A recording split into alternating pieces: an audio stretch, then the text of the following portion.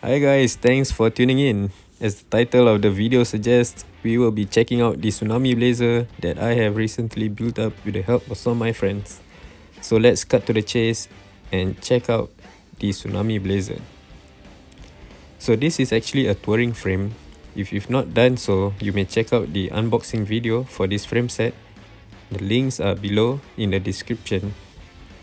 This is a size 46, which is their smallest size in the list. I thought that I had made a mistake and should have gone up one size to a 49, but I'm glad I didn't, because if I did, I might not have much seat post showing and I would have little space to mount lights, bags, and other items. This priority might not be for you, so just take it with a pinch of salt. This frame set is offered in two colors, a black and red. The paint exceeded my expectations. For the price I paid, I was expecting the frame to be just gloss black. However, as you will see soon, there's fine metal flakes in it, and in my eyes, the paint quality is very good. The insides of the frame and fork is also treated to hinder corrosion. However, I think that they might have painted the threads to the eyelets, bottle cage bosses, bottom bracket as well, which made it a little harder to screw them in. One of the reasons I got this frame set was because of the various eyelets on the frame and fork, which will allow me to mount racks both on the front and rear when there is a need. I think that when you are considering what frame or bike to get, you should consider its purpose when deciding on which will be the best option for you. For myself, this bike will primarily be a bike I will use on almost a daily basis for commuting and lugging items like equipment or perhaps groceries. Besides that, I may also dress this bike up with fenders if there's a need to. As I will be mainly using the bike on pavements and roads, probably occasional light off-road, I don't see a need to run wider tires on this bike. Right now, I have 650 by 47 tires mounted onto rims that are 25mm wide internally. I would run a slimmer tire, but stock availability has been bad during this pandemic, so I just got what's the next best. The manufacturer specified the tire clearance for this frame set to be 700 by 45. I think the clearance is pretty generous with the tires I have on right now, and I should be able to run fenders as well. Do bear in mind that rim dimensions affect your tire profile, so take mine as a rough reference. The frame set takes standard quick release wheels, 100mm front and 135mm rear. The rear mag hanger is one piece, which means if shit happens and the rear mag hanger is bent, there is probably no way to get it replaced. And I'm not particularly sure if it is the frame design or the quick release skewer, but when I want to remove my rear wheel, I will have to remove my quick release skewers first. Finally, we will have a look at the cable guides on this frame set. Cables are externally routed, giving a traditional look, and also will be an ease to replace the cables when there is a need. So the frame set utilizes a standard external 1.8 inch headset.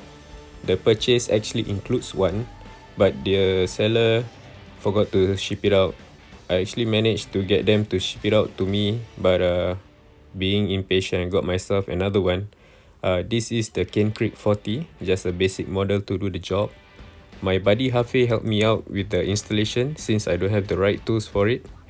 I actually knocked one of the cups in barbarically with a mallet, but decided not to proceed with the other one because it was making too much noise at home.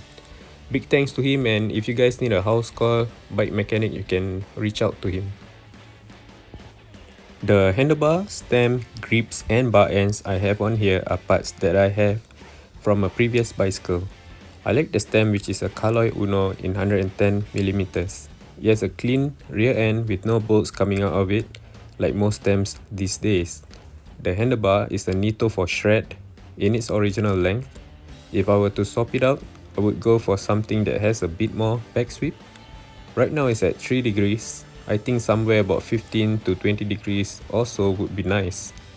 Grips are Ergon's GA2 paired with Odyssey BMX bar ends, which are very durable. The seat clamp came with the purchase. It is working fine so far, nothing fancy. Seat post is a Viva, which I got from Japanese web store Circles JP. Easy to set up and pretty straightforward. And the saddle is one that I have been using for quite long. It is a fabric scoop race shallow. Both fabric and Selle Italia saddles work well for my butt. I initially installed an old Shimano Diore 9-speed rear D and shifter on the bike. However, it turns out it was not working as well. So with a low budget in mind, I went ahead to grab replacements from Decathlon, which cost me about 32 Sing dollars in total. I was previously using the rear derailleur on another bike, so I was rather familiar with what to expect from it. Shifting seems predictable and acceptable. The derailleur doesn't have a clutch, however so far, for the type of riding I'm doing and the narrow white chainring up in front, the chain stays put. I didn't consider switching to 1x10 or 11 after discovering the defect in the old group set, because I already had purchased the 9-speed cassette and chain, which were also from Decathlon. So I just stuck to the plan and 9-speed it is. The rear cassette is a 1132 teeth, and I think for the purpose of commuting, it is alright. Most of the time I find myself sticking to the middle 3 cogs. I also didn't want a cassette that has too much of a range. With only 9 cogs, I didn't want noticeable jumps in between them. Up front, I have opted for the SRAM S1000, which came with the Decas chainring in 36 tooth. I purchased the bottom bracket as well, but somehow it wasn't compatible. I was glad to know that I still had an old SRAM GXP bottom bracket lying around at home, although the bearings on one side are feeling a little rough. It should do for now. My gearing for this build is pretty light. I'd rather have gears to climb rather than gears to speed, because this bike isn't built for speed. Do note that these cranks are porky, so if you're particular about weight, this shouldn't be an option for you. Pedals are from Decathlon and they are good, nothing much to say about them. The first set of brakes I purchased were these Avid BB7s from AliExpress. I know that there were some YouTube videos and forum posts with regards to their authenticity. However, I was part curious and part cheapskate and was willing to take the risk.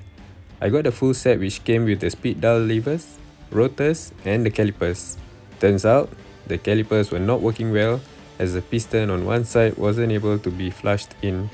I'm not too sure if this is normal or if it was a defect.